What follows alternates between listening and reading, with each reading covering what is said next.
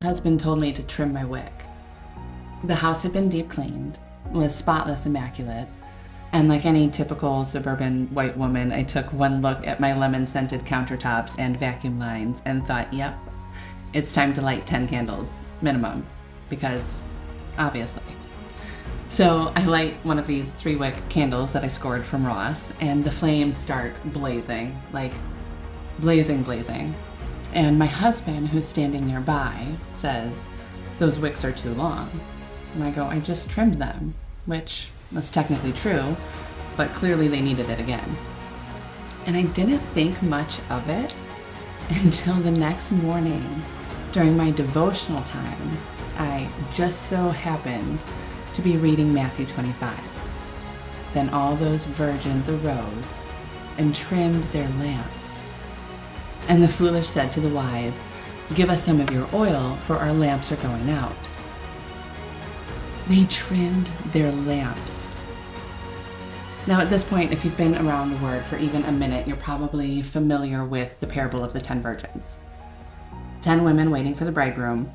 All of them have lamps. All of them fall asleep. And at midnight, the hour of deepest darkness, a cry goes out. "Behold, the bridegroom comes." The virgins wake up, they all rise, they all want to shine, but only 5 have oil in their lamps. And here's what hit me. This parable isn't just about waiting, it's about preparing, and not just preparing in public. It's about the private tending of the vessel. Because when the moment comes, it's too late to borrow someone else's flame. You don't get to inherit readiness. You embody it, or you don't. In the natural, if you don't trim a candle wick, the flame gets too big. It burns too hot, burns too fast, and leaves behind soot and smoke. It starts to consume oil inefficiently.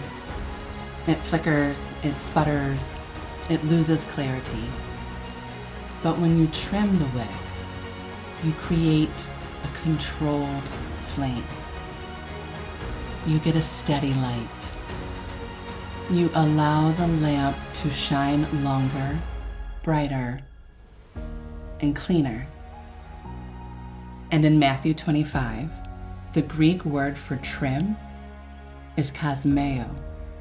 The same root as cosmos, as in divine order.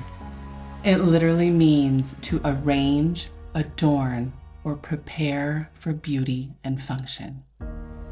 It's not just maintenance. It's a form of readiness. It's alignment. Do you understand? You can have oil and still not shine if your wick is wild. You can have oil, you can have anointing, you can have destiny, and still burn smoky and chaotic if your wick isn't trimmed. See, the oil is your intimacy with God, your secret history, not just what you believe, but what you've built with Him in private. The oil is what forms in silence when no one's watching, but He is. And the wick, it's your discipline, your inner posture that steadies the flame. It's your nervous system's capacity to hold presence without burning out. Your soul state, your integration, your ability to stay rooted even when the fire gets intense. It doesn't store the oil, but it absolutely determines how your light is carried, whether it flickers, flares, or burns clean. In psychology, this is called regulation. An untrimmed wick is like an unregulated nervous system. You're reactive, you flare up, you burn out, but when you trim it, you're not suppressing the fire. You're channeling it. You're stewarding your energy so that the fire doesn't consume your oil before it's time.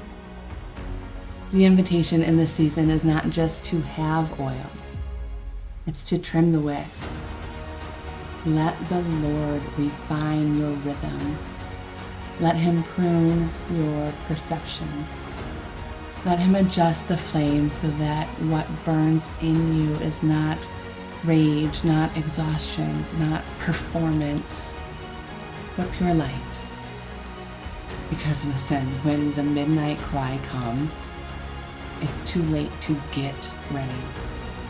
You have to be ready. And being ready doesn't just mean you're awake. It means your lamp is ordered. Your flame is anchored.